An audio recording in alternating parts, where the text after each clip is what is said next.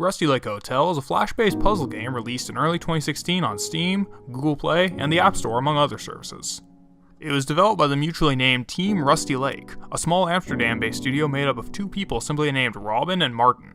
In the half-assed Google searches that I define as research, I couldn't find a surname for either of them, so I guess they're just secretive folk.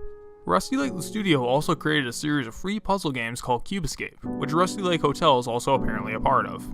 According to the wiki for the series, Hotel is in fact the 7th entry in their Rusty Lake saga, and I'll say up front that I haven't touched a single one of the Cube Escape games.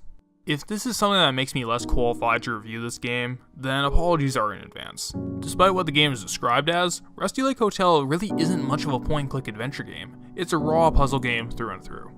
Based on the brief outlines of the Cube Escape games that I read prior to writing this, puzzlers seem to be Team Rusty Lake's specialty. So today, let's see how well made a head-scratcher Rusty Lake Hotel is. The game centers on an employee at the titular hotel, owned by the enigmatic Mr. Owl, who's tasked with pleasing the 5 guests who've made their way to take up lodging. The gameplay is segmented between the day and night portions, the former having the player move around the ground floor to interact with staff, guests, and certain objects in the background, and the latter having the player go into the suites of the individual guests to solve a series of puzzles while there. The point of view is somewhat reminiscent of Myst, where it seems like the game is being depicted from the first-person perspective and the environments are explored by scrolling through screens. You do so by clicking on whichever direction you intend to move to, and the background art changes accordingly. Rusty Lake Hotel isn't a game concerned with making navigation a part of the challenge, so the vistas end up looping around on themselves regardless if the player clicks their way either left or right. On the topic of clicking to interact, the game is controlled entirely through the mouse, with the clicking interface used to move puzzle objects in and out of your inventory, traverse the rooms, and interact with guests. There's really nothing much to say about it beyond, it works, which is the most desirable outcome one can expect for something like this. When technical elements don't get in your way or stand out, chances are that's the best case scenario. Getting back to the game itself and expanding on the 2 segments mentioned prior, the day and night cycle doesn't actually happen on its own. Instead, it's triggered by either helping the frog chef cook dinner during the day, or by finishing the given objective in the guest room at night. How the player gets meals prepared is another small feature. Each meal has 3 ingredients, 2 of which are optional and 1 of which is mandatory to collect in order to complete the game. You can find the 2 other optional ingredients by scoping out the ground floor, or by solving optional tasks in the individual guest suites. Depending on how many of the listed ingredients you collect, you get a meal rating of 1 to 3 stars. This isn't much, but it's some sort of incentive to explore, which is always welcome. All of the day portions are appreciated, but they really are just a preamble for the true meat of Rusty Lake Hotel that you see in the night segments. Each evening sees the player character go up to the rooms of one of the 5 guests in order to complete a task assigned to them. These can range from making a specific drink, helping out with a photo shoot, to making a series of sandwiches for one of the patrons. The player goes about achieving these goals by solving a steady number of puzzles within the suite, either by completing some logic challenges or by collecting key items to complete others. Since the player can't actually exit a room once they've entered, there's no real concern over managing items in between puzzle rooms, and what puzzle requires which item in the player's possession is never too difficult to figure out. The only head scratcher that stood out for being a pretty poor one would be the clapping monkey doll challenge, and this is just because it's an example of raw trial and error to find the solution, something in which I've personally never been fond of. The brain teasers in Rusty Lake Hotel are never too taxing on your cognitive abilities or attention span, and the way the rooms are structured also helps the all-important pacing. Once the player enters a guest suite, they're free to roam in between the corners of the room to look for puzzles at their own pace, and this paired with the rapid-fire rate one would find them at makes this a puzzle game that's very dense within its time frame. It also doesn't hurt that the 5-room structure of Rusty Lake Hotel ensures that the game never overstays its welcome, as each are completed fast enough and the individual rooms have their own unique collection of tasks. However, this strength in the game's pacing leads into something that might put some people off, and that's the game's length. My first blind playthrough took me about an hour, give or take 5 minutes, and while I found that to be a reasonable duration for a $2 puzzle game, others might resent having to pay at all for a 1-hour Flash title. It's all a matter of perspective, so if this is a deal breaker, maybe pick it up on sale or pass altogether. For my money, however, the short length allows Rusty Lake Hotel to remain fresh all throughout its runtime, as well as getting to the interesting aspects of the experience at a much faster rate. There are some more things in regard to the puzzle rooms that are fascinating to talk about, but we'll save those for the limited spoiler section of this review. Going on to the aesthetics, as mentioned earlier, this is a game that runs on Flash, so the animations themselves are fairly basic. Nothing in the game stands out as poor, mind you, but nothing phenomenal either. The art style fares significantly better, although once again I stress that I have no formal background in dissecting these kind of things. The environments look nice, and the character designs for the occupants of the hotel all look interesting enough on their own. Sure, they're anthropomorphic animals, something that we have no shortage of these days, but the cast are depicted more like the actual animals they're based off of, rather than the uncanny caricatures that make up so much of the first ship plaguing the world today. It's nothing fantastic or truly unique, but it's pleasing to look at and provides some neat imagery in certain spots, especially towards the end. Some of the visual tricks the game does are just downright inspired. I'm particularly thinking of the Opium smoke screen. Rusty Lake Hotel is also helped by the very nice soundtrack. It's soothing to listen to, doesn't get repetitive when played on loop, and works to both maintain an atmosphere and provide a nice collection of background songs to solve puzzles to.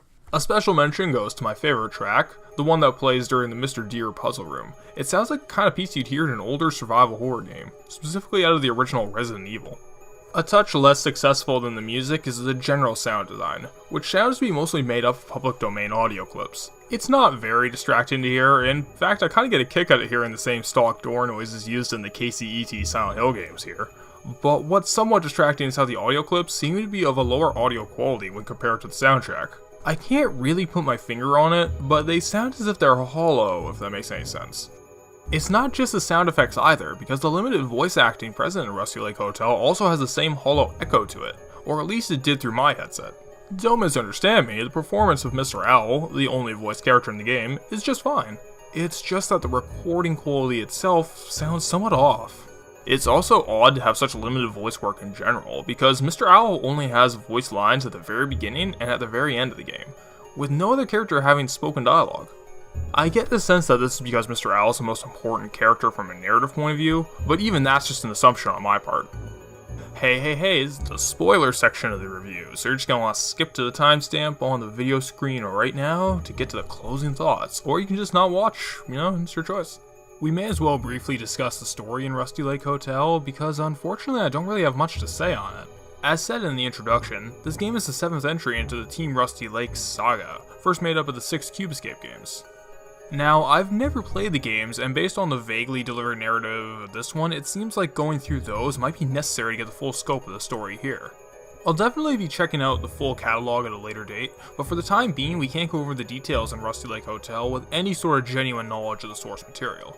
However, we can talk about some of the details of the game that we failed to touch on up to this point, specifically on the actual objective of the night spent in the guest suites. The real way that you're supposed to please the guests and find the proper ingredients for the dinners is to kill one of them each night and feed them to the rest the next day. Nasty stuff, but it doesn't seem like you're necessarily murdering the guests all the time. In some cases, it's more like you're helping them kill themselves. Here's where we get into the baseless speculation of what I think is going on, because I think the hotel might not be a place in the physical world, or a physical world, but some sort of hell or purgatory, where the guests relive their deaths caused by their own hand.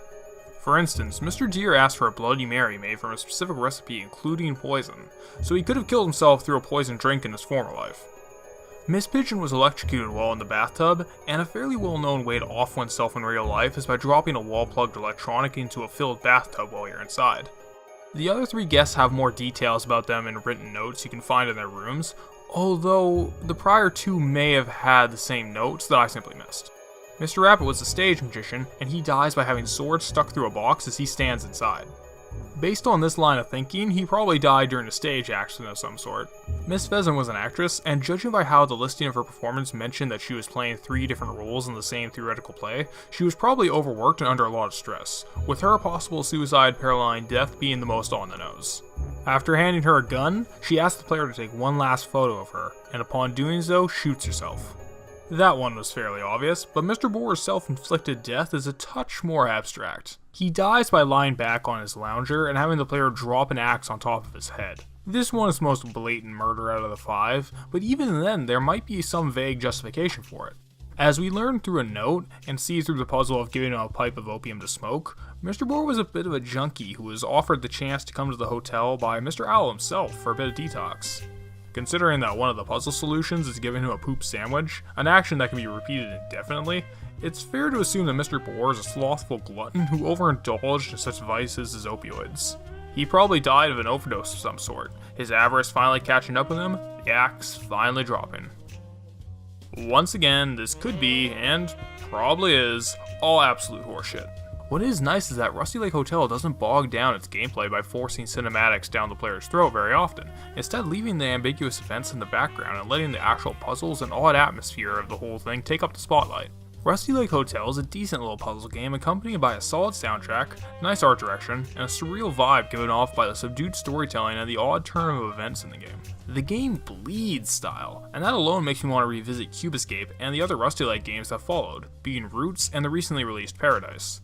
The game is very much a puzzle game first and foremost. I'd hesitate to ever call this a point-and-click adventure, and it may be hard to recommend in general for that reason. After all, raw puzzle games have never been the biggest draw for most gamers. On the other hand, the actual collection of puzzles on display here are damn fine little head scratchers, which come and go at a brisk pace and keep the game flowing. If that sounds like it'd be right up your alley, then by all means dive into this one.